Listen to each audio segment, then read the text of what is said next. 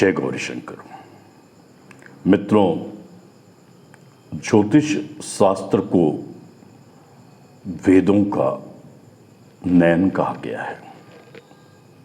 ज्योतिष वेदा नाम चक्षु। वेद के 6 अंगों में यह आंखों को प्रतिनिधित्व करता है और ज्योतिष से संदर्भित जो ग्रंथ है उसमें यह श्लोक बहुत ही प्रासंगिक है कि ग्रहचारिण सुच्यंत मनीषिणः को वक्ता तारतम्य तमेकम विदिशम बिना। इसका भाव यही है कि ये जो आकाशीय नट्यशाला में ग्रहों की युति, दृष्टि, स्थिति और इसके संचरण के माध्यम से जो अंशात्मक 360 डिग्रियों में जो उसके प्रतिफल आते हैं उसकी एक ज्योतिषी गणितीय गणना होती है और उसके आधार पर हम उस पे अपना आकलन रखते हैं और इस आधार पे जब भारत देश आजाद हुआ, जब इस देश का पार्टीशन किया गया, उस समय के जो समय मान उसके संस्कार जब किए गए तो पाकिस्तान का जो लग्न हुआ वो मेष राशि का हुआ। तो मेष लग्न में पाकिस्तान हुआ, आक्रामक, जुझारू, अहंकारी। और वहीं पे जब भारत का जब लग्न कुंडली बना तो वृषभ लग्न का बना। धैर्यता, सहिष्णुता, इन सब चीजों को लेकर के हमारे वैसे भी हम लोग जब ज्योतिष की गणना या विवेचना करते हैं तो काल पुरुष यानी मेष लग्न को आधार माना जाता है। उसके आलोक में हम उनकी ज्योतिषी गणितीय गणना अपने अपने बौद्धिक क्षमताओं के आधार पर करते हैं। पर ऋषि हमारे वैज्ञानिक थे। ऋषि जानते थे कि खगोलीय घटनाओं की संभावनाएं कब बन रही है, देश में महामारी या किसी प्रकार की व्याधियां या किसी प्रकार की युद्ध की स्थितियां कैसे बन रही है। ये हमारी ज्योतिष की एक अनूठी, अलौकिक, ये हमारी गणितीय सूत्र के आधार पर भविष्यवाणी होती थी। जब मैंने अभी गोचर स्थिति का आंकलन किया और भारत और पाकिस्तान के कुंडलियों के सम्यक अध्ययन के दृष्टिकोण से मुझे जो सामने जो प्रतिफल दिखाई देता है उसके आधार पर विशेष करके 2 ग्रह शनि और मंगल। शनि बिगड़ता है मंगल से और मंगल बिगड़ता है शनि से, सीधी सीधी सरल अर्थों में। और मंगल 45 दिनों में अपनी राशि परिवर्तन करता है,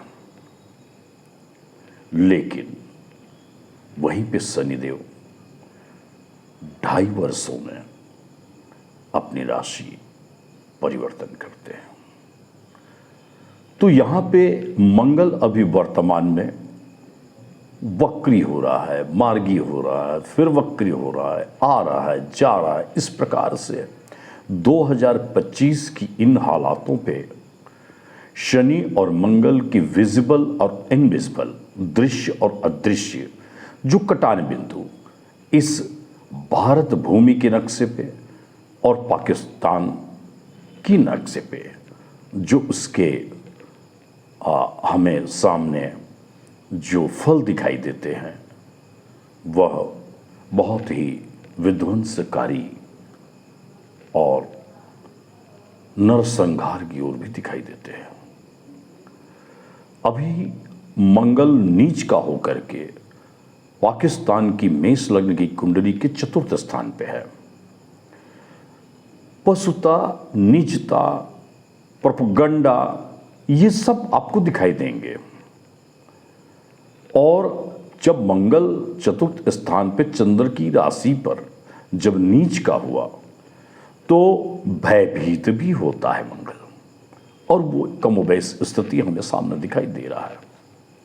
जहां तक ज्योतिषी गणितीय गणना के आधार पर यदि हम जाएं कि आखिर ऐसी स्थितियां कब बन सकती हैं, तो मेरी अपनी छोटी बुद्धि से मैं जहां तक समझ पाता हूं कि यह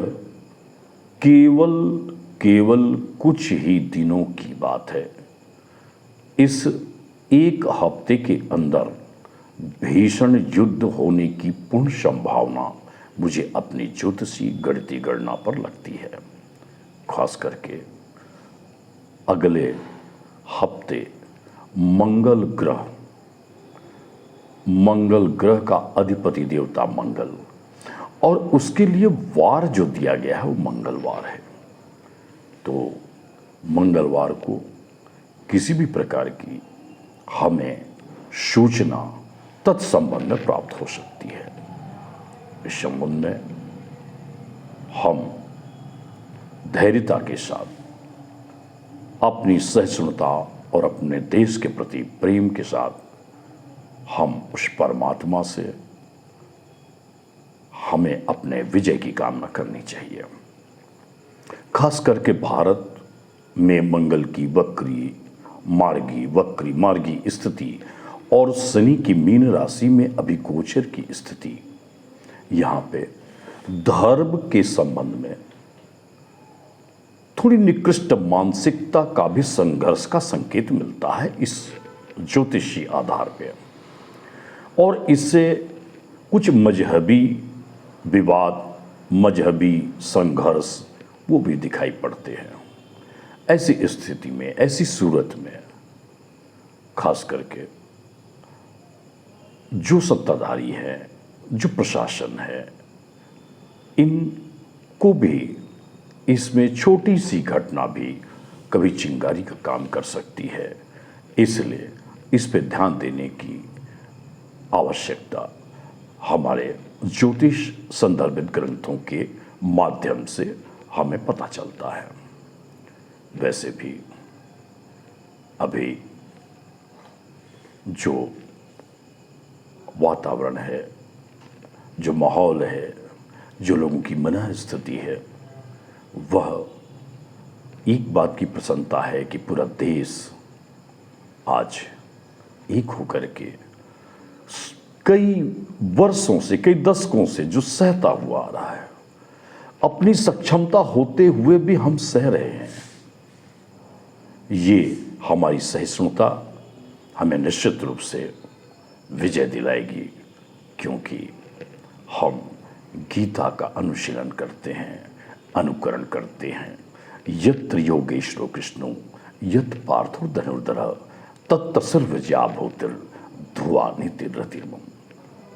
विजय हमारी होगी, और हमेशा के लिए इस जो दशकों से जो झेलते आ रहे हैं उसका समाधान भी मुझे अपनी ज्योतिषी गणना में दिखाई दे रहा है, स्पष्ट दिखाई दे रहा है। ज्योतिष सूचनाओं और संभावनाओं का शास्त्र है। विधाता के अलावा कोई कह नहीं सकता कि कब क्या होगा। फिर भी हम अपनी संभावनाओं को, भवितव्यता को हम टटोल सकते हैं। फिर मिलेंगे। जय गौरी शंकर।